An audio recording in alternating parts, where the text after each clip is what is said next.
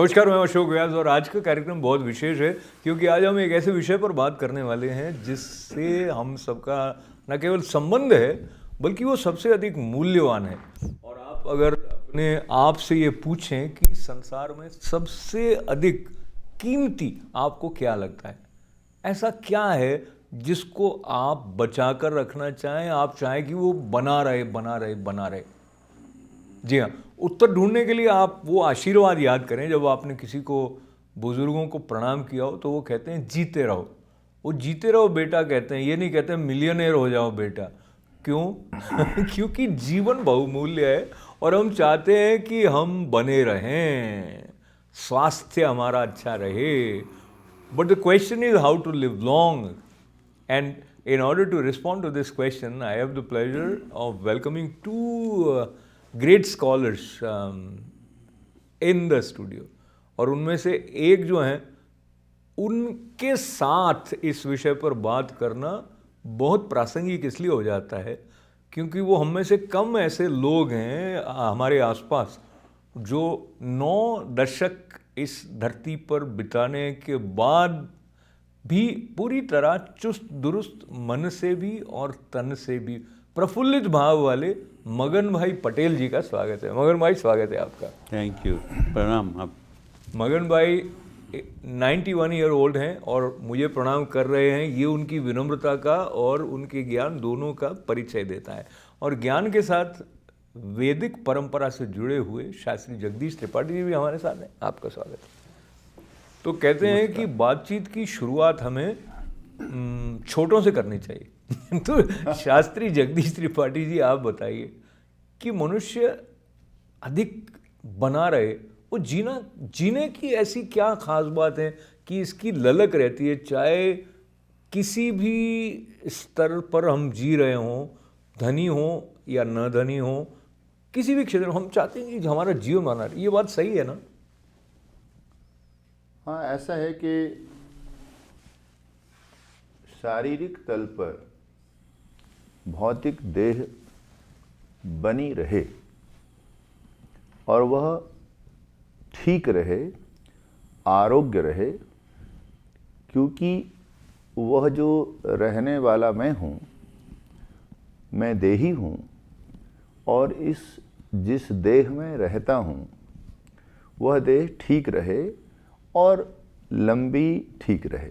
हम एक घर बनाते हैं तो हम चाहते हैं हमारा घर बारिश में, तूफान में, इसमें सुरक्षित रहे, ठीक रहे और हमने वो जो घर बनाया है वह कल ही न गिर जाए, हमारे संपूर्ण जीवन तक वो सुरक्षित रहे। इसी तरह वह जो मैं आत्मा, मैं जो देही हूँ, इस देह को ठीक, सुरक्षित, आरोग्य, किसी भी तरह की विघ्न बाधा से बाधित न हो, इस तरह की भावना हम सब की होती है और यही कामना। और इसीलिए वेद के एक मंत्र में हम प्रार्थना करते हैं परमात्मा से, तक चक्षुरुदेव हितम पुरस्ताक्षु क्रमोच्चरत पश्येम शरदः शतम जीवेम शरदः शतम शृणुयाम शरदः शतम प्रब्रवाम शरदः शतम अदीनाः श्याम शरदः शतम भूयश्च शरदः शतात्।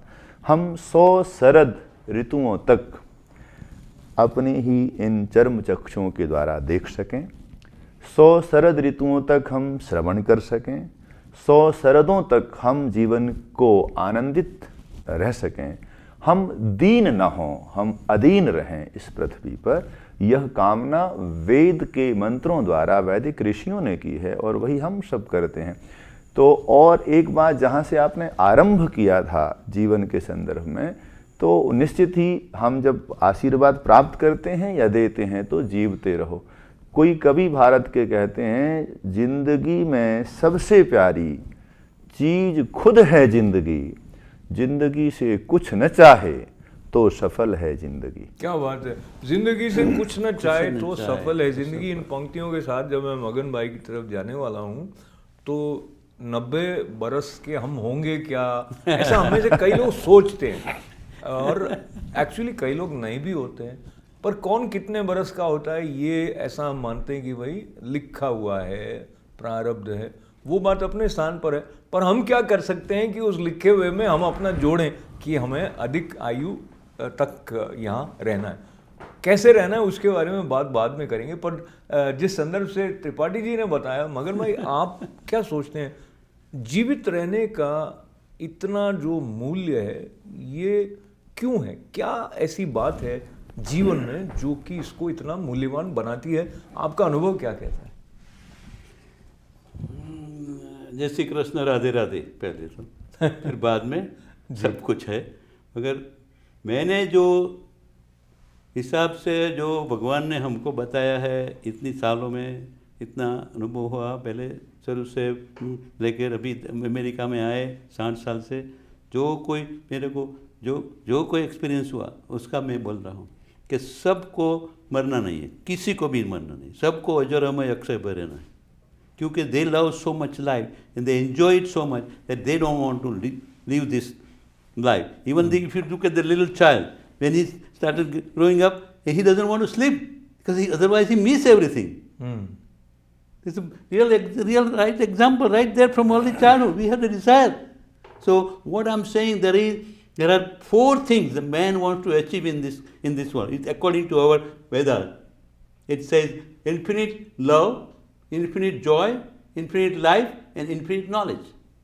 These are our goal to achieve this. And once we achieve that, what else we have to achieve? Nothing. We live forever, do everything forever. So this is the main theme of our Vedanta. That the God, see the body and the soul. The soul is, they say, immortal. But if you keep the company of, if the soul is in the company of, the body is in the company of the soul, then the body also become immortal. But if you don't abuse it, the reason why we became unperfect with disease or with any kind of problem or accident or fall down or get killed in the accident or whatever, get injured, because we want to, people really not careful about, not taking care of the body, because you don't love your body or you don't love the soul. Because if you love the soul, like as I told you before, that when we were in the mother's womb, we were nothing but the ball of meat. When after that the God puts the soul inside, or as they say they are already in the water and came through the water through the earth, and earth from the sun, we eat the food, and the food comes in the blood, and the blood in the blood, then we came into in the mother's womb, and we existed like that. Once we achieve that, so then when we become aware of everything, once we get the soul inside, then we first take a first breath, and your soul remains with you and loves you. Nobody else loves you like that. Remain for the last breath and give you everything what you need. But when we got out of the, when we were in the mother's womb and we want to get out of it, we pray to the God, please get me out of this, this नरक का जो कोठा जहाँ मैं है अंदर, बाहर निकालो मेरे को। तो बहुत भगवान बोलते हैं कि ये करोगा तो मेरे के लिए, ये मेरे के लिए करेगा, ये करेगा, तो वो सब बोलता है कि सब शरत मंजूर होगी मेरे को छोड़ो। तो छोड़ के बाद जब बाहर निकलता है तो कि तू ऊपर है, मैं इधर हूँ, अब तो मैं छूट गया। तो ये जो बात आपने कही बहुत ही सुंदर प्रक्रिया जो जन्म लेने की है उसके साथ इसका संबंध है। और उससे पहले जो मगन भाई कह रहे थे इनफाइनाइट लव की बात, और हम अच्छी तरह से जीते नहीं हैं, इस संबंध में मैं एक बात त्रिपाठी जी जिसको भी हम शास्त्रों से सुनते हैं कि जो संसृति इति संसार, और श्रीमद् भगवद गीता के संदर्भ से भी जातस्य ही ध्रुवो मृत्यु, तो जिसका जन्म हुआ है उसकी मृत्यु तो अवश्यम भावी है, जो आया है उसको तो जाना ही है। तो जो मगन भाई कह रहे हैं उस बात में भी कुछ मर्म है, उसको थोड़ा समझने की दृष्टि से आपकी मदद मैं ले रहा हूँ। उन्होंने कहा कि हम ठीक से नहीं जीते हैं इसलिए ऐसा हो जाता है। अब इसमें मुझे वो भी याद आता है कि हम अभी प्रधानमंत्री नरेंद्र मोदी जी ने केदारनाथ में आचार्य शंकर की प्रतिमा नई का अनावरण जो किया है, तो वो तो 32 बरस में ही इतना कुछ दे गए संसार को। स्वामी विवेकानंद स्वयं 39 बरस के आसपास रहे। तो हम कितना जीते हैं और कैसे जीते हैं, दोनों का अपना महत्व तो है। मगर ये शरीर तो अजर अमर है नहीं, आत्मा अजर अमर है, वो बात तो हम सुनते हैं और संभव है जिनकी अनुभूति है वो इसको जानते भी होंगे। मगन भाई शायद जानते होंगे। इस बारे में आप इस संदर्भ में क्या कहना चाहेंगे? तो भगवान श्री कृष्ण ने कहा, हम सब कई बार इस बात को सुन चुके हैं और अभी ये इसी संदर्भ में एक चर्चा थी। कृष्ण कहते हैं कि अन्नाद भवन्ति भूतानि परजन्याद अन्न संभवः, यज्ञाद भवन्ति परजन्यः यज्ञः कर्म समुद्भवः। आदि शंकर ने एक बात यूं कही, आकाशात् पतितं तोयं यथा गच्छति सागरं सर्वदेव नमस्कारं केशवं प्रति गच्छति। सागर से जल एक रूप लेकर के उठता है भाप की तरह, फिर दूसरा रूप परिवर्तित होता है, बादल बनता है, फिर रूप को परिवर्तन करके वह बूंद बनता है, बारिश होकर के पृथ्वी पर आता है, फिर छोटी नहर, फिर छोटी बड़ी नदी, फिर बहुत बड़ी नदी, फिर एक महानदी बनकर फिर वो वापस सागर में जाता है। यही है संस्कृति। संस्कृति इति संसारा। चक्रवत जो चल रहा है, जो प्रतिक्षण चल रहा है, जो क्षण के करोड़वें हिस्से में भी जो गतिमान है, जो चल रहा है, वह संसार है। तो इसीलिए वास्तव में मृत्यु किसी की है नहीं, शरीर की भी मृत्यु नहीं है, सिर्फ परिवर्तन है। और इसको यूं समझिए, मैं, आप, ये, हम सब जो सुनने वाले हैं, वह सब लोग भी, अगर हम देखें कि मैं 52 वर्ष का होने वाला मनुष्य हूँ, तो 52 वर्ष पहले यदि मैं फिजिकल फॉर्म को देखूं अपने, तो मैं यह तो नहीं था। लेकिन मैंने कभी नहीं कहा कि मैं नहीं रहा, मैंने अपने आप को ये कभी माना भी नहीं। और मेरे प्रियजनों ने, आप मित्र हैं, मेरी माँ, पिता, बंधु, सखा, किसी ने भी यह नहीं माना कि मैं नहीं रहा। जबकि यह सत्य है कि शरीर, वह जो मेरा फिजिकल फॉर्म था, वह जो शरीर था, भौतिक शरीर, वह वाला शरीर तो अब नहीं रहा। यहाँ जो शरीर है तो यह भी नहीं रहेगा। तो शरीर के जाने को भी हमने जाना तो नहीं कहा। तो वास्तव में फॉर्म चेंज होती है, रूप बदलते हैं। तो ऐसे ही वास्तव में जो मृत्यु जिसे कहते हैं, मृत्यु भी क्या है? भगवान कृष्ण कहते हैं मृत्यु क्या है? वस्त्र बदलना, 2 पल का आराम साथी। तो ये संस्कृति है। एक बड़े रूप में गए, फिर से वापस, जिसे शंकर कहते हैं यथा गच्छति सागरम, तो जैसे सागर से उठा सूक्ष्म रूप में, फिर विराट हुआ, फिर बड़ी नदी बन गया, ऐसी शरीर को समझिए।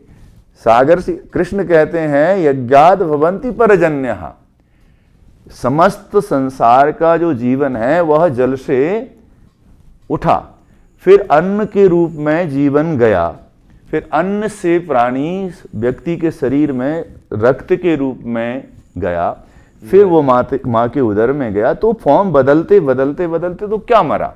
वास्तव में रूप बदले।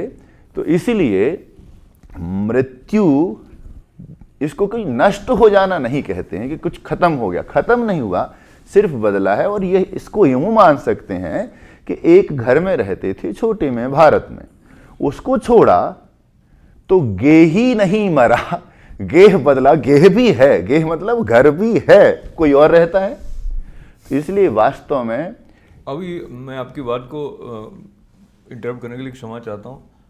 बहुत सुंदर लग रही है बात ये कि हम तो कभी मरते नहीं हैं, पर मानने में तो नहीं आती है। लेकिन और ये बात ठीक हो कि ये देह गई तो भी मरा नहीं, वो लगता है ये आप अपने पास रखो। मुझे तो ये देह रखनी है। यानी हम जो बात कर रहे हैं कि हाउ टू लिव लॉन्ग, उसमें इस देह को बनाए रखने की जो हमारी अभीप्सा है या लालसा है या इच्छा है या कामना है, उसको लेकर ये सूत्र भी कहीं ना कहीं जुड़ा हुआ है। हालांकि इसके आसपास क्या है उसको हम समझने की कोशिश कर रहे हैं। तो थोड़ी देर के लिए शरीर के स्तर पर आ जाते हैं मगन भाई। तो मगन भाई शरीर बना रहे, इसके लिए इसका प्रकृति के साथ जो संबंध है उसकी लय को समझना भी कहीं ना कहीं महत्वपूर्ण हो जाता है। जैसे आप जब 1931 में आपने आंखें खोली तो ये जो धरती थी, यहाँ का वातावरण अलग था, अभी अलग है। आप बताएं, मनुष्य का जो प्रकृति के साथ संबंध है उसका और उसका लंबे समय तक देह रूप में बने रहने का क्या कोई संबंध है? जरूर जरूर। there is nothing is impossible.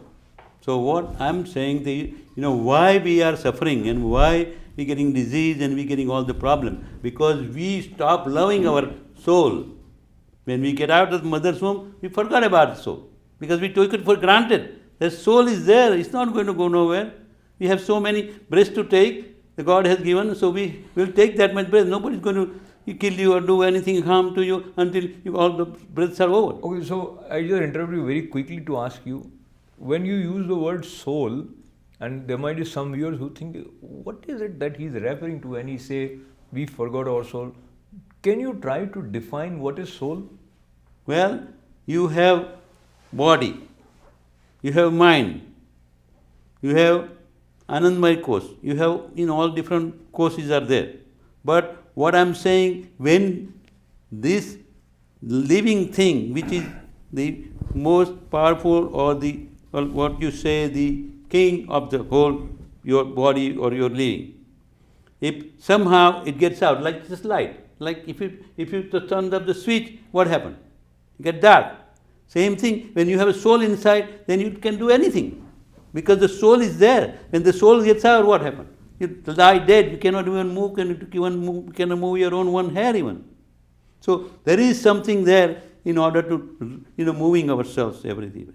But see, what happened is we forgot about him. Because we take it for granted. We got into the physical stuff, or we got into this, what I'm saying, this all this material stuff in the world. We went after that.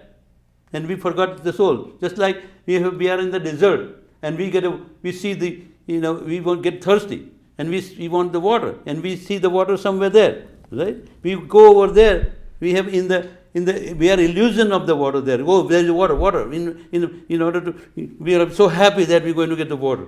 But when we go over there is no water, because you have to find the oasis to get the water. So in this same thing, in this world, what we are going after is all this material thing, which is give you temporary happiness, which is Mayavi, what we call. It's nothing permanent. So same thing doesn't give you permanent happiness. So we have to find the oasis in our life. The oasis is the relationship between you and your soul, your body, your soul, and the God, Paramatma. So this is the way we had. If we keep your soul, like say somebody say, if you want to achieve something, you have to do the mala. You just chant. Same thing if you chant, my soul, I'm going to be immortal, I'm going to be immortal, then you become one. So same process over here. If you keep relation with soul, then soul will take care of you. They won't let you die. Yeah, okay, so let me come back because you are in the company of the soul. Absolutely. So company of the soul is always there, but are we focusing on the soul when we say how to live long? Probably not. और जो मगन भाई कहते हैं कि permanent की तरफ नहीं जा रहे हैं, टेम्परेरी की तरफ हमारा ध्यान अधिक है, तो हम से कई लोग सोचते हैं कि हाँ ये ठीक है कि टेम्परेरी की तरफ, but this is what I want.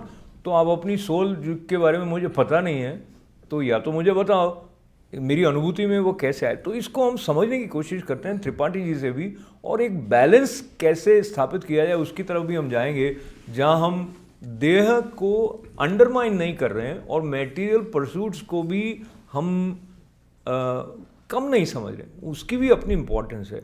क्योंकि मटेरियल परसूट आपके हैं, तब आपके घर में टीवी या कंप्यूटर है, आप देख रहे हैं, ये भी चल रहा है, जो कुछ संसार का व्यापार है उसमें कहीं ना कहीं मटेरियल का उपयोग तो है ही है। तो त्रिपाठी जी, ये आत्मा जो है इसके बारे में अगर आप भी इसको परिभाषित शास्त्रीय दृष्टि से करें, आत्मा व अरे द्रष्टव्य, वहाँ से लेकर आप बात को आगे ले जाएं। तो मैं ऐसे कहूँगा, मैं सोचता हूँ मैं अपने ढंग से कुछ कहूँ तो वो ये है कि जैसे आप जिस घर में रहते हैं वो घर गिर न जाए, गिर जाएगा तो आपको घर छोड़ के जाना पड़ेगा। इसी को आप मृत्यु कह सकते हैं कि शरीर बीमार हुआ, खराब हुआ, जरा जीर्ण हुआ तो चले गए, उसको मृत्यु कह देंगे। तो आपको लंबा जीना है तो आप इसको घर से ले लीजिए। आपका घर है, छत से एक बूंद पानी टपक रहा है तो आप उसकी रिपेयर करते हैं, उसकी साफ़ सफाई रखते हैं, उसका प्रोटेक्शन रखते हैं, उसमें कुछ चीज़ें ऐसी ना, तो नित्य ही उसकी मरम्मत, उसके प्रति सचेष्ट रहते हैं, उसका ध्यान रखते हैं, उसमें ये ना हो। ऐसे ही शरीर के संबंध में हमारे ऋषियों ने, मुनियों ने, योगियों ने, सबने कहा है। आयुर्वेद वेद के अंगों उपांगों में से एक है और वह भी भगवान वेद के द्वारा ही दिया गया। अभी हमने धनतेरस के दिन धन्वंतरी का अवतरण है जो आयुर्वेद के जनक हैं। तो वो एक अवतार ही हमारे इसमें स्पेशली इस बात के लिए हुआ कि आरोग्यता के लिए क्या करना चाहिए। तो व्यक्ति को हमारे शास्त्रों में लंबा जीवन जीने की बहुत सारी कलाएं हैं, उसका अध्ययन करना चाहिए और अकॉर्डिंग शास्त्रानुकूल जीवन को जीने की कोशिश करने से आप लंबा भी जी सकते हैं। और लंबा तो रोगी भी कई बार खाट पर पड़ा पड़ा जी सकता है, वो जीना कोई जीवन नहीं है। आनंदित जीवन को लंबे समय तक जिया जा सके, जो वेद के मंत्र का पाठन मैंने आरंभ में किया था कि शतम जीवेम शरदः, तो शतम मैं 100 शरदों तक जीता रहूं, लेकिन उसके बाद कंडीशनल जीऊं, ऐसा नहीं जीता रहूं, नहीं 100 शरदों तक जीऊं, परंतु अपनी चक्षुओं के द्वारा संसार को आनंदित देखता हुआ, श्रवणों से सुनता हुआ, अपने चरणों से चलता हुआ। और क्यों जीऊं? वेद में एक और तक चक्षुर्देव हितम, मैं उस परमात्मा को पाने के लिए जीऊं। क्या बात, बहुत सुंदर। इसीलिए नहीं जीऊं कि मुझे जीना है। क्यों जीना है? उसके पीछे का रीजन क्या? मैं तुझे प्राप्त करने के लिए जीना चाहता हूं, तुम्हारे लिए, तुम्हारी प्राप्ति के लिए। और वह जो परमात्मा क्या है? वह आनंद का सागर है। तो संसार में जो कुछ भी आनंद दिखाई पड़ता है वो छिटपुट है, वो छोटा है। और इसीलिए परमात्मा के परम आनंद की प्राप्ति के लिए मैं जीवन को लंबा जीऊं और उसे प्राप्त करूं। तो ये जो आपने बात बताई उससे मुझे लगता है एक समन्वय जैसा स्थापित स्वतः हो गया, क्योंकि जो बात मगन भाई कह रहे हैं वो सोल की तरफ ले जाते हैं अपनी बात को, वो आत्मा का चिंतन करते हैं, वो आत्मा के महत्व को लेकर इन सांसों को धारण किए हुए भी हैं और उस तरफ हमारा ध्यान भी ले जाते हैं।